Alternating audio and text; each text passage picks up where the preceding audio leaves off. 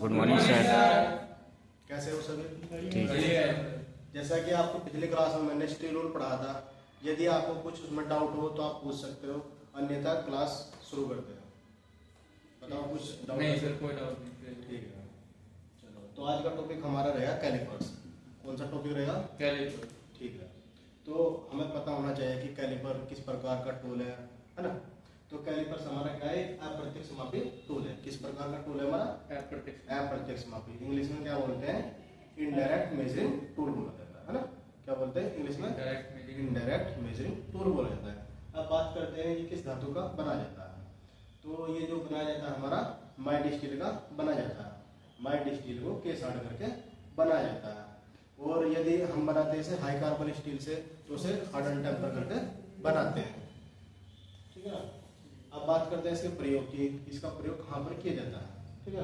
तो इसका प्रयोग किसी अंदरूनी और बाहरी डाई को चेक करने के लिए किया जाता है। कैमरे पे फोकस। ठीक है। तो किसी अंदरूनी और बाहरी डाई को चेक करने के लिए कैलिपर्स का यूज किया जाता है। अब देखेंगे कि हम कैलिपर्स हमारे कितने प्रकार के होते हैं। तो ज्वाइंट के आधार पर कैलिपर्स हमारे दो प्रकार के होते हैं। कौन कौन से होते हैं? फर्म ज्वाइंट कैलिपर्स और स्प्रिंग ज्वाइंट कैलिपर्स। इसमें क्या होता है? जो हमारे फर्म ज्वाइंट होता है कुछ इस प्रकार का, हमारा यहाँ पर एक ग्रिवेट टाइप में लगी होती है और ऐसे ये बना होता है। ये हमारा ठीक है ना? ये कौन सा हमारा आउटसाइड कैलिपर। ठीक है ना? अब बात करते हैं दूसरे की। ये हमारा कौन सा है? इनसाइड। ठीक है ना? और ये कौन से है? ये ज्वाइंट के आधार पर यदि यहाँ देखा जाए तो ये है अप्रत्यक्ष फ्रंट ज्वाइंट कैलिपर। ठीक है ना?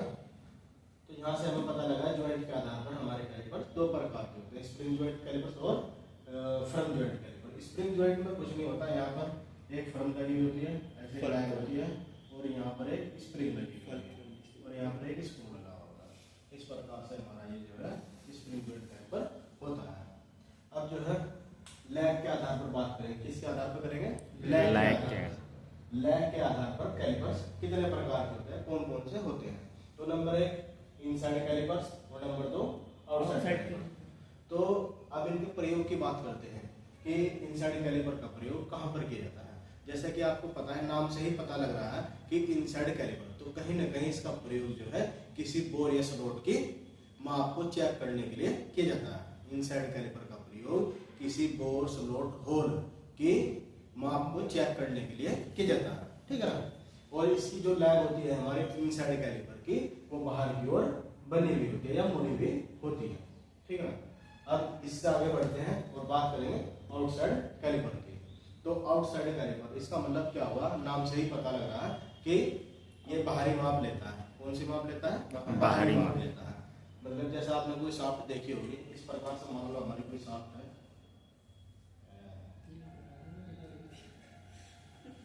ये कोई शाफ्ट मान लीजिएगा। ठीक है? तो यदि हमें इसका डाई चेक करना है यहाँ से, तो ये जो हमारा कैलिपर है ये कौन सा है? हमारा आउटसाइड कैलिपर। ठीक है ना? तो किसी शाफ्ट या बोर या किसी होल की यदि हमें बाहरी माप लेनी है तो किसका प्रयोग करते हैं? आउटसाइड का प्रयोग करते हैं। ठीक है ना? अब इसके बाद बात करेंगे हम जेनी कैलिपर की। जेनी कैलिपर क्या होता है, किस प्रकार का टूल होता है हमारा। ठीक है ना? तो जो जेनी कैलिपर होता है हमारा, सबसे पहले इसके अन्य नाम भी हमें पता होना चाहिए।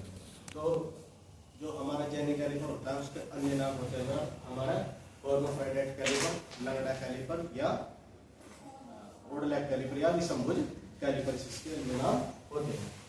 अब ये भी हमारे इसकी लैग कैसी होती है? तो इसकी लैग जो है एक सीधी लैग होती है और एक मुड़ी हुई लैग इस प्रकार की होती है। एक मुड़ी भी होती है और एक सीधी।